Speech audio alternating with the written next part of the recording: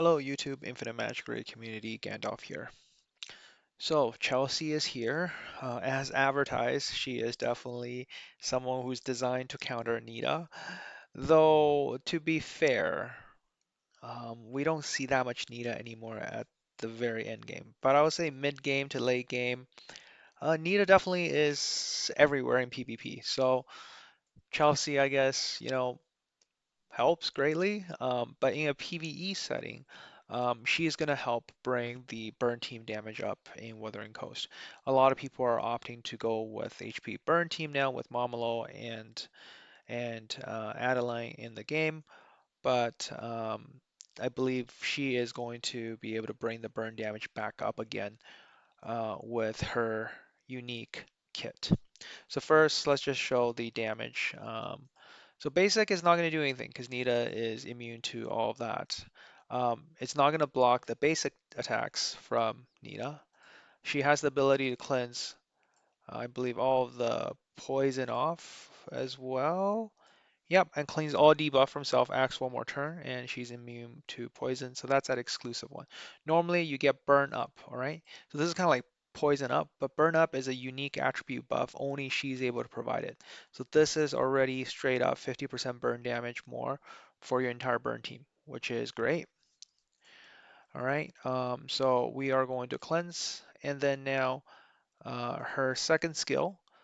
Um, is going to put a one layer of Undying Flame on the enemy, which is this debuff goes up to 6 layers and is considered as uh, dot damage. Chelsea is going to put Undying Flame, all right? And this is 6 layer of dot debuff, which is quite different from the regular burn. And this is going to increase the Prairie Flame. So it's sort of like if we think about it, burn normally have the annoyance of only having one layer, and we always have it transform into like a detonation damage when there's two stack of burn. Undying Flames work a little bit differently and allow you to have um, sustain damage, and now at exclusive 3 you get a lot of extra damage because it's now treated as detonation, and so it ignores defense and has a whole bunch of extra buff to it. But what's interesting is this Parry Flame ignores any damage immunity effects and considers as basic attack damage, which means Devouring Set is like the best thing for her because it boosts basic attack, skill damage, and get attack up as well. So watch slowly as this it goes through Nita right there because it ignores any mechanic for damage immunity. This also goes through Nordak shields, so let's just do that. Enemy Nordak shield. Let's get a Nordak shield up here. It's going to go through any damage immunity, I believe. So let's just do auto attack. Okay, it's going to shield up, and let's do a skill and watch that go through the immunity. There you go. Well, not quite, didn't really get the kill there, but you can see it goes through immunity as well. So a very strong skill. Um, Now it will prioritize attacking different enemies. So if there are multiple enemies on the lineup, um, you will see that this skill will end up hitting everyone once. Just watch. So it's going to be hitting everyone just once. All right. And okay, so now we kind of understand the mechanic. She has the ability to do decent AoE damage as well because of and spreading the Undying Flame, but ultimately she works best in a PvE setting when you have a full lineup of burn DPS. So let's see how she shines in that situation. Just make sure I've gone through all her exclusive. We talk about the first exclusive, which is cleansing buff, acting one more turn. Um, Her passive, enemies will take basically a dot damage from the Undying Flame for every extra layer, so it increases more. So it's almost kind of like a bleed burn kind of effect there a little bit. All of it gets scaled up by burn up damage. Um, when it comes to Prairie Flames, basically for every one layer, I guess, yeah, every simplify each.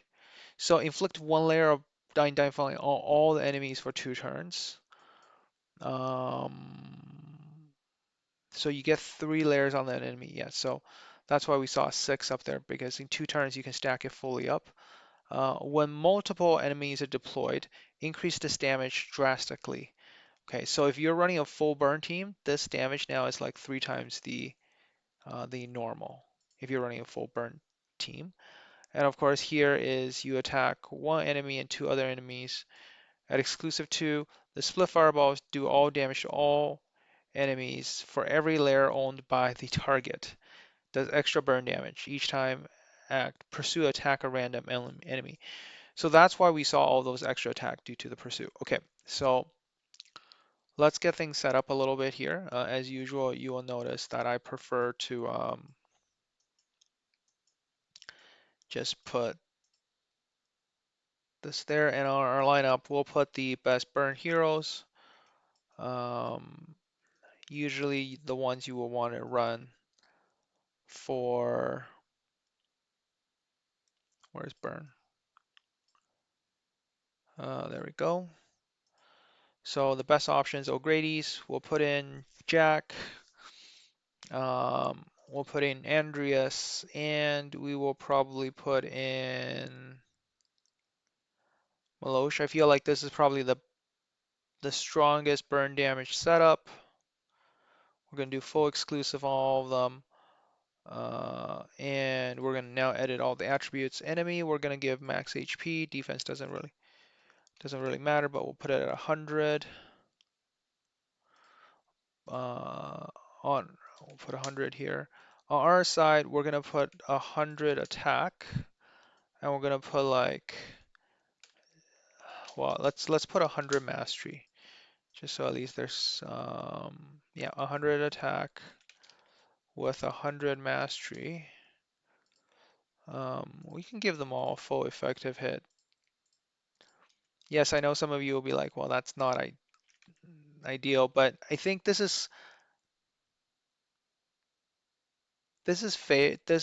will be more favorable for other heroes, less not as favorable as for her. Um, I mean, in grand scheme of things, I do believe the damage is going to really pull apart pretty noticeably as we run this simulation. Let's just quickly go through and make sure everyone has the right stats. 100, 100, 100, 100 mastery, 100, 100 mastery, 100, 100 mastery. Yeah, I mean, yes, we got some crit and crit rate damage in there, and I do know, yes, Andreas, Jack, they will have some direct damage, but it's okay. Like, let's just let it rip. I feel like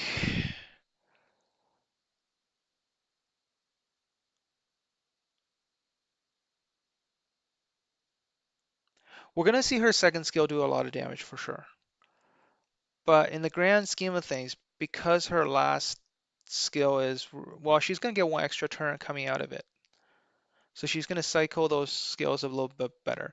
The entire team right now will benefit from the additional burn up buff and Undying Flames on the enemy as well. So this drastically will boost the burn damage for the entire team. Anyone care to take a guess? What will be the damage order? I mean, I still feel like in this setup, Andreas will probably come second after Little Jack is still probably going to do the most damage. Um, let's see what we actually end up with. Well, we'll check in just in a little bit longer. I mean, Andreas is now. I mean, I didn't notice when Andreas actually hit 40 stacks. Um,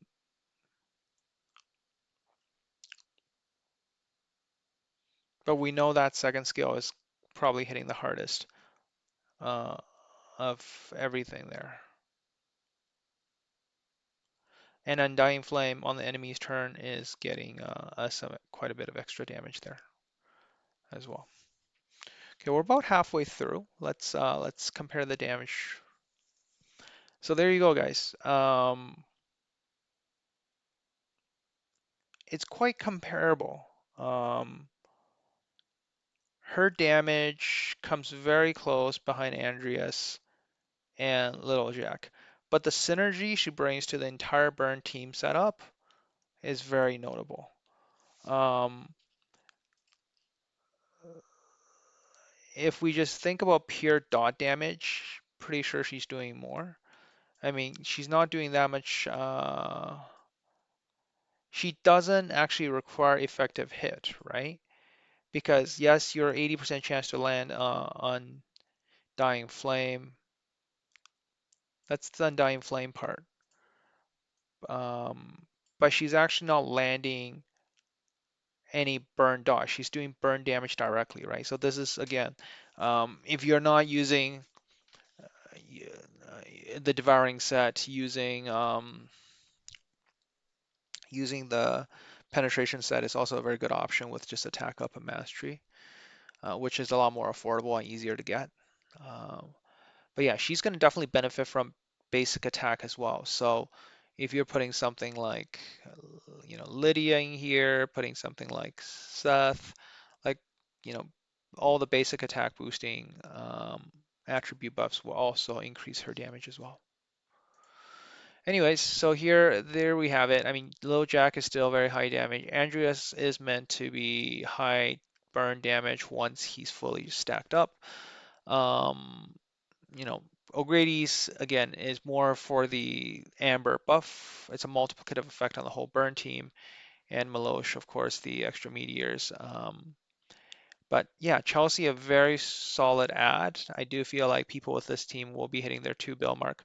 Anyone, if you have gotten this hero, please let me know, how you did. And we'll probably start seeing people with this hero in Wuthering Coast, and maybe we'll see like, burn teams come back into Wuthering Coast again. Because right now, burn team is not seeing as much action as it used to maybe a few months ago. So hopefully this quick guide helps you.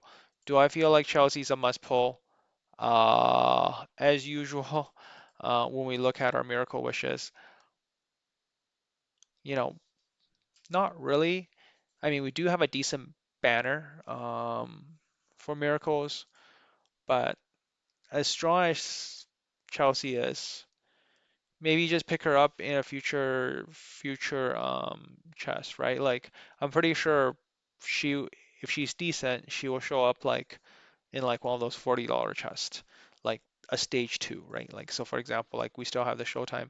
Like I feel like she's one of those heroes that will show up in like a phase 2 reward um for some DPS option in the future. So yeah, don't feel pressure to get her. But she is quite decent in PvE and PvP. If you're lucky enough to get her through the regular summons, a few weeks down the road, congrats. But other than that, you know, I always recommend people to save their limited for their miracle for limited heroes. But, you know, again, don't be a hoarder like me. And just play the game the way you want to enjoy it. So if you want to get her, go for it. Otherwise, you know, save up like me. All right. I'll catch you next time. Gandalf out.